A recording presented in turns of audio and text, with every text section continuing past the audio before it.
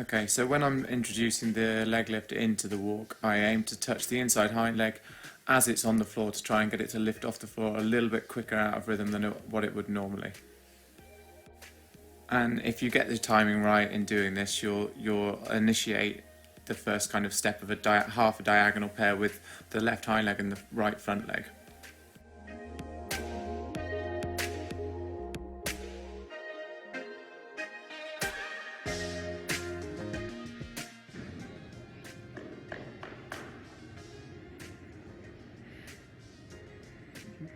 I'm very happy with that as a super reaction, something that she offered, but absolutely I'm going to take the reward with it. So a pet hate of mine is, and something that you really need to try and avoid, is just constant tapping, overuse of the whip. You see a lot of people trying to kind of piaffe them in hand and just tapping away, and actually you lose all meaning of the whip. So whenever I make an aid with the whip, it's one clear aid and then allow the horse to react to it. If it doesn't react, then okay, we can come again in a couple of steps, but you don't want to create a piaffe that just happens from the whip every step. You want to be able to initiate it, start and stop it. Another thing for your consideration is the amount of time that we spend doing it. I really try and avoid any more than kind of 10 minutes. I aim between 5 and 10 minutes so that they stay nice and fresh and sensitive, and I always think that it's important that you spend years developing a piaffe rather than trying to get it in one day. So I was really happy with this session with Viva, for only one of her first times. Next up now we've got Fireball. He's rising 8 and he knows a bit more, so we'll see the progression now of where we develop it. So again, starts off with some easy transitions, but now they have the idea of the short step. I encourage him to kind of take a few joggy steps and just keep moving him in the trot rhythm.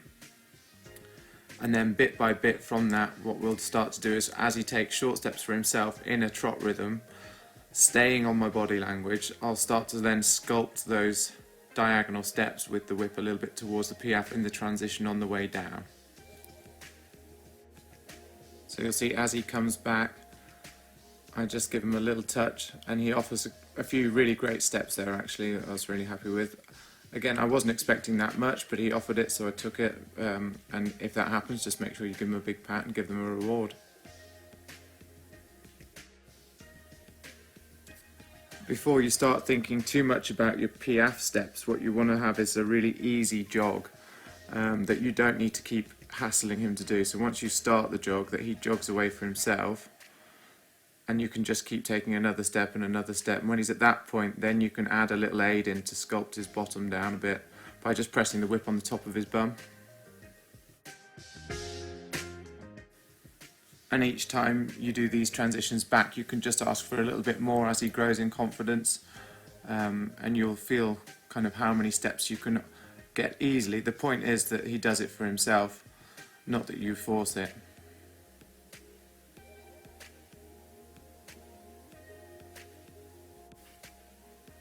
A really good thing to remember as well is when you're training these difficult exercises is expect a little and praise a lot, and with those little small victories you'll just keep getting there day by day.